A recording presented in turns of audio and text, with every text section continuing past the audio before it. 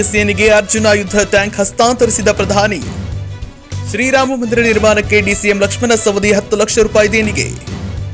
ಟಿಳಕವಾಡಿ ಸ್ವಾ Kolhapur circle smoke shop licence ರದ್ದು. ಉದ್ಯಮಿಗಳಲ್ಲಿ ಅಕ್ರಮ ಚಟುವಟಿಕೆ ನಡೆಸುವವರಿಗೆ ತಕ್ಕ ಪಾಠ ಕಲಿಸಿದ ಡಿಸಿಪಿ ಆಮ್ಟೆ. ಸಾಂಗಾಂವ್ ಸರ್ಕಲ್ನ ಛತ್ರಪತಿ ಶಿವಾಜಿ ಮಹಾರಾಜರ ಭವ್ಯ ಮೂರ್ತಿ ಮೆರವಣಿಗೆಗೆ ಸಚಿವ ರಮೇಶ್ ಜಾರಕಿಹೊಳಿ ಚಾಲನೆ. ಬೆಳಗಾವಿಯಲ್ಲಿ ಲಿಂಗಾಯತ ಸಂಘಟನೆಯಿಂದ ಉಚಿತ ಆರೋಗ್ಯ ತಪಾಸಣೆ ಚಿಕಿತ್ಸೆ ಶಿಬಿರ. ನನ್ನನ್ನ ಮನೆಗೆ ಕಳಿಸಿದ್ದವರೇ ಈಗ ಗೆಲ್ಲುವ ಗುರಿಗೆ ಸೂತ್ರಧಾರ. ಮಾಜಿ ಎಂಎಲ್ಎ ಸಂಜಯ್ ಪಾಟೀಲ್ ಚಟಾಕಿ. ಮನಸ್ಸು ಮಾಡಿದ್ರೆ ಟಾಪ್ ಕಾಂಗ್ರೆಸ್ ನಾಯಕರು ಬಿಜೆಪಿಗೆ, ಸಿದ್ದರಾಮಯ್ಯ ಈಗಲೂ ನಮ್ಮ ನಾಯಕರು. ರಮೇಶ್ ಜಾರಕಿಹೊಳಿ ಹೇಳಿಕೆ.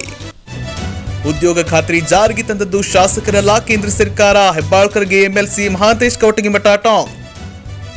ಕಾಣೆಯಾಗಿದ್ದ ತಾಯಿ, 2 ಮಕ್ಕಳ ಹೆಣ ನದಿಯಲ್ಲಿ ಪತ್ತೆ.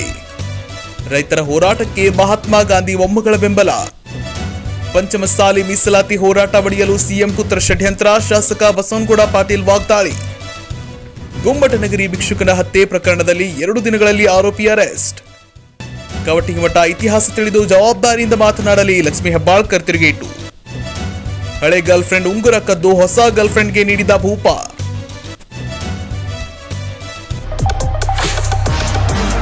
ಪೌರತ್ವ ತಿದ್ದುಪಡಿ ಕಾಯ್ದೆ ಜಾರಿಗೆ ಬರುವುದಿಲ್ಲ ಅಂತ ಕಾಂಗ್ರೆಸ್ ಮುಖಂಡ ರಾಹುಲ್ ಗಾಂಧಿ ಹೇಳಿದ್ದಾರೆ.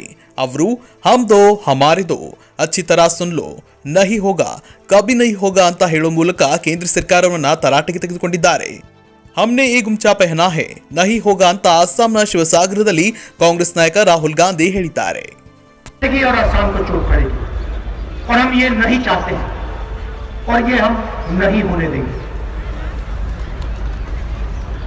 हमने ये गमछा पहना है, ये मैं आपको दिखा देता हूँ. इस पे लिखा है CAA और इस पे हमने क्रॉस लगा रखा है. मतलब चाहे कुछ भी हो जाए, चाहे कुछ भी हो जाए,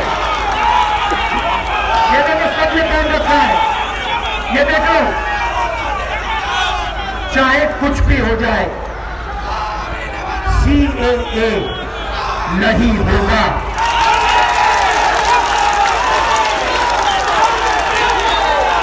हम हमारे देश अच्छी तरह सुन लो, नहीं होगा, कभी नहीं होगा.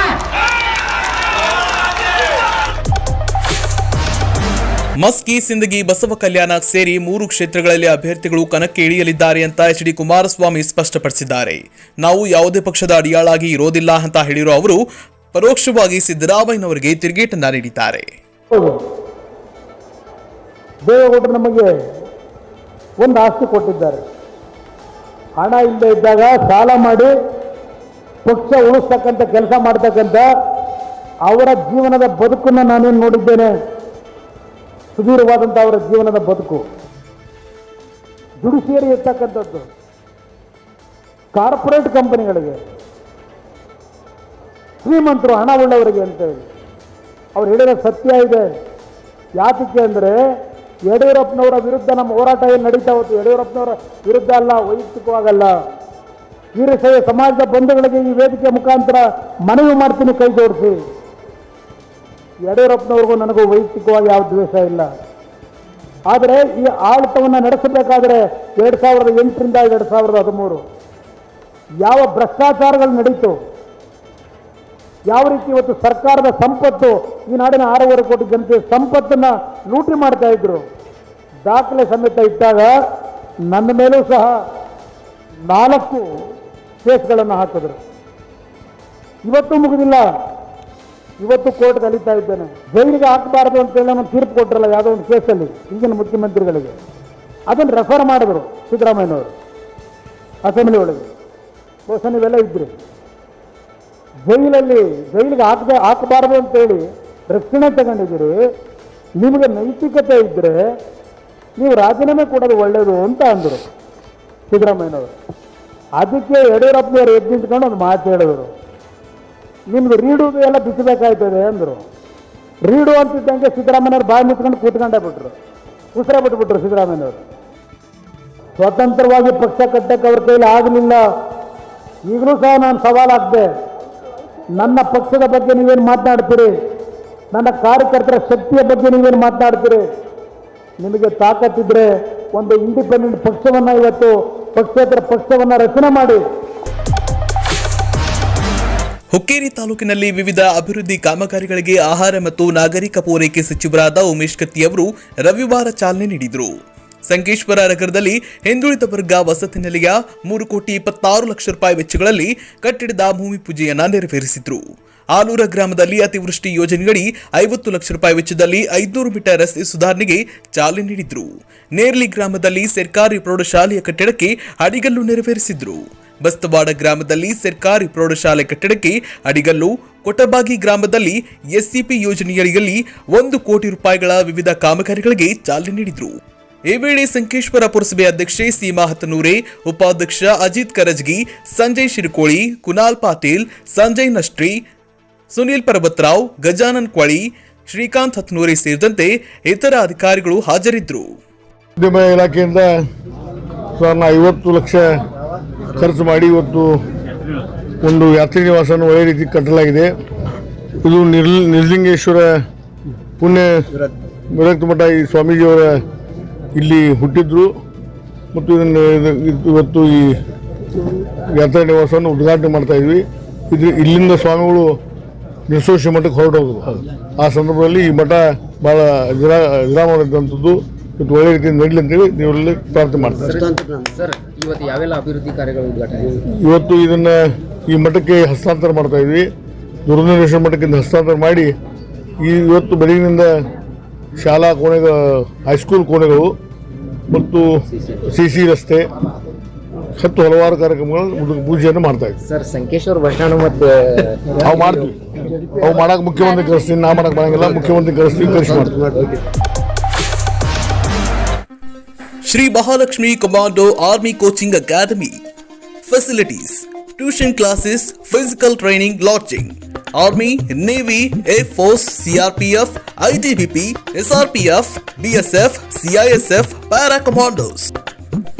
Shri Mahalakshmi Commando Army Coaching Academy. Facilities: tuition classes, physical training, lodging. Army, Navy, Air Force, CRPF, ITBP, SRPF, BSF, CISF, Para Commandos.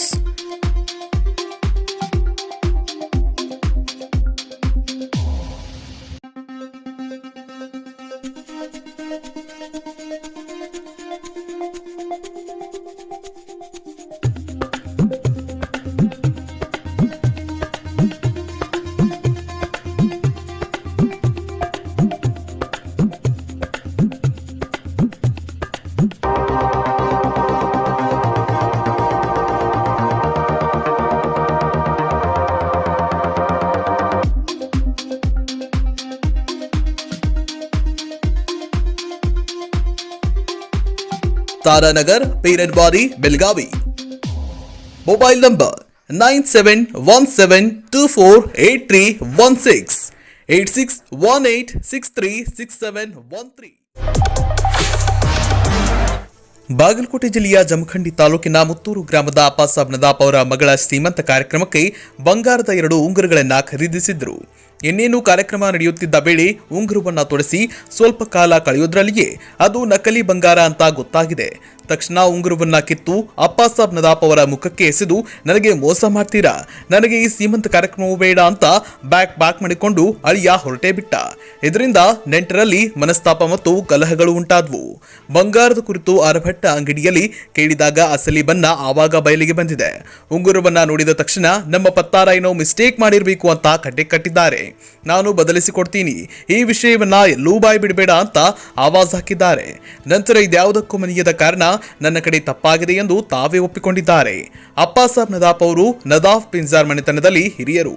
ಇವರು ತಮ್ಮ ಬಂಧು ಬಾಂಧವರು ಹಲವಾರು ಮದುವೆಗಳನ್ನ ಸ್ವತಃ ತಾವೇ ಮುಂದೆ ನಿಂತು ಮಾಡಿಸಿದ್ದಾರೆ. ಈ ಮದುವೆಗಳು ಕೂಡ ಆರಭಟ್ಟ ಅಂಗಡಿಯಲ್ಲಿಯೇ ಬಂಗಾರದ ಆಭರಣಗಳನ್ನ ಖರೀದಿಸಿದ್ದಾರೆ. ಅವರೆಲ್ಲರಿಗೂ ಸಹ ಇದೇ ರೀತಿಯಾಗಿದ್ರೆ ನನ್ನ ಗತಿಯೇನು ಎಂಬ ಚಿಂತೆಯೊಳಗಾಗಿದ್ದಾರೆ ಅಪ್ಪಾಸಾಬ್ ನದಾಪ್.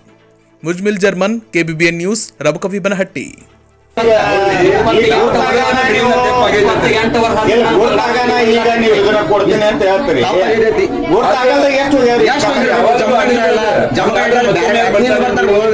ನಿಮಗೆ ವಿಶ್ವಾಸ ಗೊತ್ತಾಗ್ಲಿಲ್ಲ ಅಂಗಡಿಗೆ ಅಂಗಡಿಗೆ ನಾವು ಹಂಗ ವಿಚಾರ ಮಾಡ್ತೀವಿ, ನಾವು ಮುಂದಿನ ವಿಚಾರ ಮಾಡ್ತೀವಿ.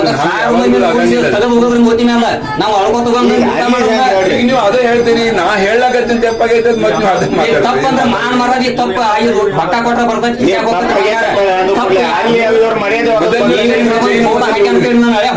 ಬದಲಾಸ್ಲಿಕ್ಕೆ ಬಂದಿರಿ.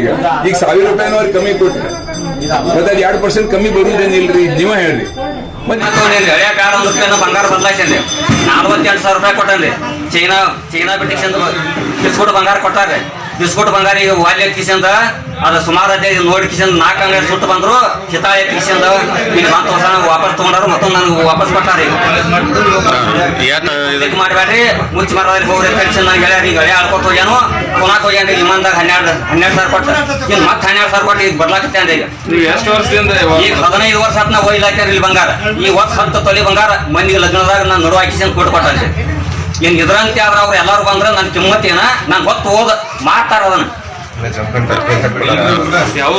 ನಮ್ದು ಮುತ್ತೂರ್ ಅಪ್ಪ ಸಾಬ್ ನದಾಪ್ರೆ 4 ಮದುವೆ ಮಾಡ್ಯಾರಿ. ಒಂದು ಮದುವೆಗೆ 4 ತೊಲಿ ಬಂಗಾರ ಕೊಂಡು ಕೊಟ್ಟ ನಾನು ನಡು ಆಗ್ಯನ್ರಿ. ರಾಕ್ಯತ್ರ ಹೋದನ್ ರಾಕ್ ಇರ್ಲಿಕ್ಕೆ ಹೋದನಿ 4ದಾಗ 3 ಅಂಕ ಬಡ್ಡಿ ತಂದು ಕೊಟ್ಕೊಳ್ಗೇನ್ರಿ. ಇಂದು ಬೆಳಗಾವಿಯ ಅನ್ನಪೂರ್ಣೇಶ್ವರಿ ನಗರದಲ್ಲಿ ಸ್ಫೂರ್ತಿ ಅಭಿವೃದ್ಧಿ ಸಂಸ್ಥೆ ಹಾಗೂ ಸಾನ್ಸಿ ಮಹಿಳಾ ಸ್ವಸಹಾಯ ಸಂಘದಿಂದ ಹಳದಿ ಕುಂಕುಮ ಕಾರ್ಯಕ್ರಮವನ್ನು ಏರ್ಪಡಿಸಲಾಗಿತ್ತು. ಕಾರ್ಯಕ್ರಮಕ್ಕೆ ಮುಖ್ಯ ಅತಿಥಿಯಾಗಿ ಕೇಂದ್ರ ಸಚಿವರಾದ ದಿವಂಗತ ಸುರೇಶ್ ಅಂಗಡಿ ಅವರ ಮಗಳಾದ ಶ್ರದ್ಧಾ ಅಂಗಡಿ ಅವರು ದೀಪಾಚೋ ಮುಖಾಂತರ ಕಾರ್ಯಕ್ರಮಕ್ಕೆ ಚಾಲನೆ ನೀಡಿದರು. ಕಾರ್ಯಕ್ರಮದ ಅಧ್ಯಕ್ಷತೆಯನ್ನ ಸ್ಫೂರ್ತಿ ಅಭಿವೃದ್ಧಿ ಸಂಸ್ಥೆಯ ಅಧ್ಯಕ್ಷರಾದ ಶ್ರೀ ಜಯಶ್ರೀ ಸೂರ್ಯವಂಶಿ ಅವರು ವಹಿಸಿಕೊಂಡಿದ್ದರು. ಶ್ರೀಮತಿ ಸರಳಾ ಶಿವಾನಂದ ಹಿರೇಕರ, ಶ್ರೀಮತಿ ಎಸ್.ವಿ. ಮಠದ ಮತ್ತು ಶ್ರೀಮತಿ ಲಕ್ಷ್ಮೀ ವಿಷ್ಣು ಎಂಗಳೆ ಅವರು ಕಾರ್ಯಕ್ರಮದಲ್ಲಿ ಭಾಗವಹಿಸಿದ್ರು. बेलगाम वासियों के पसंद में उतरा उड़ान बार एंड रेस्टोरेंट। सोशल डिस्टेंसिंग का ख्याल रखते हुए हमारा स्टाफ देता है बेहतरीन सर्विस का विश्वास। यहां है पार्टी और फंक्शन के लिए 3 आलीशान हॉल, कारपोरेट डिनर मीटिंग के लिए 3 अलग कक्ष, आईपीएल मैच देखने के लिए 3 बड़े स्क्रीन की विशेष सुविधा। इसके साथ ही साफ सुथरा किचन जहां हमारा वेल क्वालिफाइड स्टाफ देता है क्वालिटी और हाइजीनिक फूड की गारंटी। तो फिर खाने की हो बात तो आना परिवार के साथ। उड़ान बार एंड रेस्टोरेंट, लिंगराज कॉलेज के पास, बेलगावी। फोन 0831 2435 777।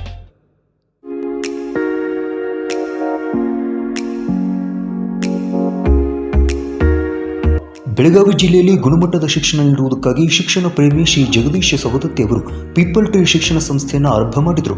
ಇನ್ನು ಮಹಾವಿದ್ಯಾಲಯವು ಸಮರ್ಥವಾಗಿರುವಂತಹ ಬೋಧಕ ಸಿಬ್ಬಂದಿ ಹಾಗೂ ಅಗತ್ಯ ಸೌಕರ್ಯಗಳನ್ನು ಒಳಗೊಂಡಿದೆ. ಹಾಗೆ ಪೀಪಲ್ ಟ್ರೀ ಸಂಸ್ಥೆ ಬೆಳಗಾವಿ ಜಿಲ್ಲೆಯಲ್ಲಿ ಮೊದಲ ಬಾರಿಗೆ ಎಜುಕೇಷನ್ 4.0 ಅಭಿಯಾನವನ್ನು ಆರಂಭಿಸಿದ ಹೆಗ್ಗಳಿಕೆಯನ್ನು ಪಡೆದುಕೊಂಡಿದೆ. ಮಹಾವಿದ್ಯಾಲಯದ ವಿದ್ಯಾರ್ಥಿಗಳು ಪ್ರತಿ ವರ್ಷವೂ ಕೂಡ ಯೂನಿವರ್ಸಿಟಿ ಬ್ಲೂಗಳಾಗಿ ಹೊರಹೊಮ್ಮಿದ್ದು ರಾಜ್ಯ ಮತ್ತು ರಾಷ್ಟ್ರ ಮಟ್ಟದಲ್ಲಿ ಸಾಧನೆಗೈದಿದ್ದು ವಿದ್ಯಾರ್ಥಿಗಳ ಪ್ರತಿಭೆಯನ್ನು ಅನಾವರಣ ಮಾಡುವುದಕ್ಕಾಗಿ ಮಹಾವಿದ್ಯಾಲಯವು ರಾಷ್ಟ್ರಮಟ್ಟದ ವಿದ್ಯಾರ್ಥಿ ಸಮ್ಮೇಳನವನ್ನು ಆಯೋಜನೆ ಮಾಡುತ್ತಿದೆ. ಪೀಪಲ್ ಟ್ರೀ ಮಹಾವಿದ್ಯಾಲಯವು digital class room, hitech computer lab, ಅಚ್ಚುಕಟ್ಟಾದ ಗ್ರಂಥಾಲಯವನ್ನು ಒಳಗೊಂಡಿದೆ. ಮಹಾವಿದ್ಯಾಲಯದಲ್ಲಿ PUC commerce, BCom, BCA, BBA ಹಾಗೂ 2019ರಲ್ಲಿ ಉತ್ತರ ಕರ್ನಾಟಕದಲ್ಲಿ ಮೊದಲ ಬಾರಿಗೆ NSCDCಯಿಂದ ಮಾನ್ಯತೆ ಪಡೆದ hotel and event management course ಅನ್ನು ಆರಂಭಿಸಲಾಗಿದೆ. ಮಹಾವಿದ್ಯಾಲಯದಲ್ಲಿ best training restaurant, mock bar counter, house keeping lab ಇನ್ನಿತರ ವ್ಯವಸ್ಥೆಗಳು ಇವೆ.